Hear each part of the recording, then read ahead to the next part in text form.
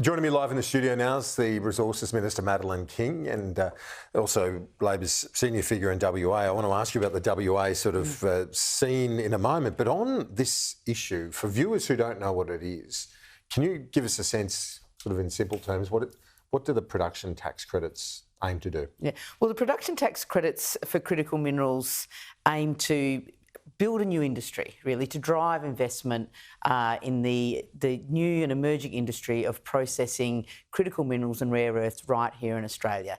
It is the single biggest investment a government has ever made in the resources sector.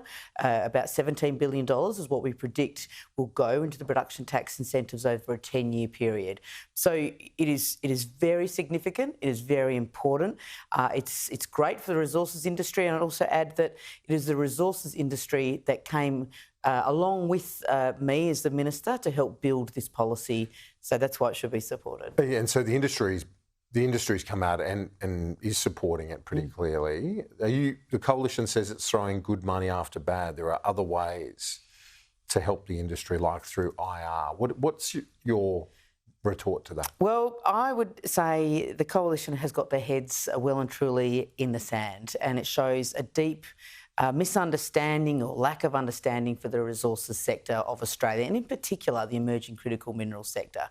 What we've seen is around the world there's a international market manipulation. It's an opaque market. It's low volumes. It's really challenged. It is different to iron ore and gas and coal, and the coalition don't seem to realise that.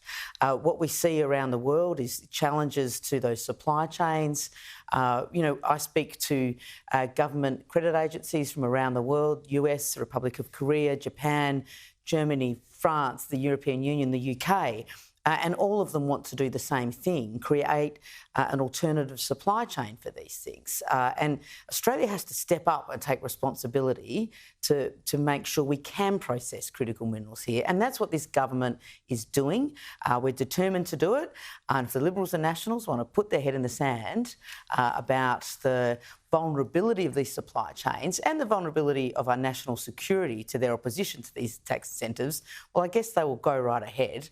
But we're going to keep prosecuting this argument because it's a good one. Can you get it through with the Greens? Will the Greens get on board, given there is a substantial area that you would imagine the Greens would support? Well, I would imagine that's right. But, the Greens, they play their games in this parliament.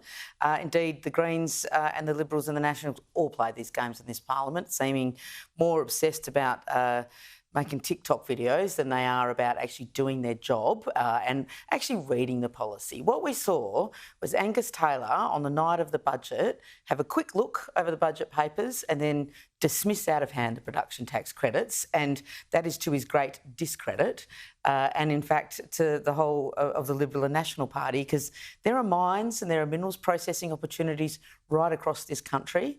And by opposing production tax incentives, those members in the coalition are doing their own communities out of good, well-paying jobs for generations. Critical minerals has been an area of strength, and in some areas a monopoly in China.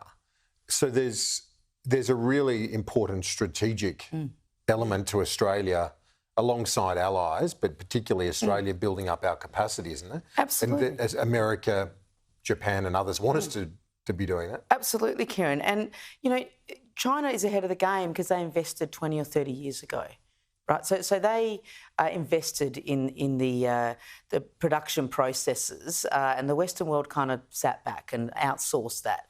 Well, now we've got to step up and we do have to acknowledge that we need alternative supply chains. So this is about competition.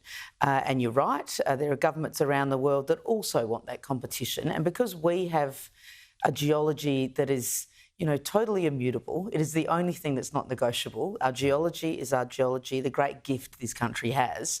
So we should use it to our best advantage in a sustainable, responsible manner, make sure we mine it here, but not only mine it, we process it here for us, for jobs in Australia, for our national security and that of our partners. Do you feel that this is a political, federal elections just around the corner? Is this going to be enough to hold on to some of those key seats in WA? We know it's a minerals state. It's a huge issue there. the resources more broadly.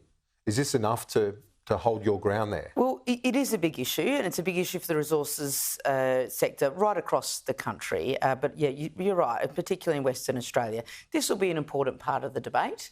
The Coalition have had a year to rescind from their,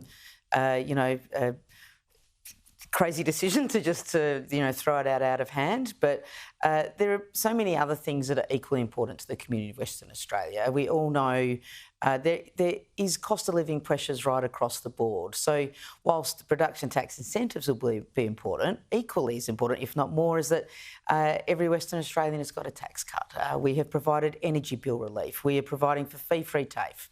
We are cutting people's student debts through the HECS scheme. So whilst this is very important to Western Australia, make no doubt there are many other things that this government is doing to make sure Western Australians have their burdens eased as well. Resources Minister Madeleine King, thanks, appreciate it. Thank you.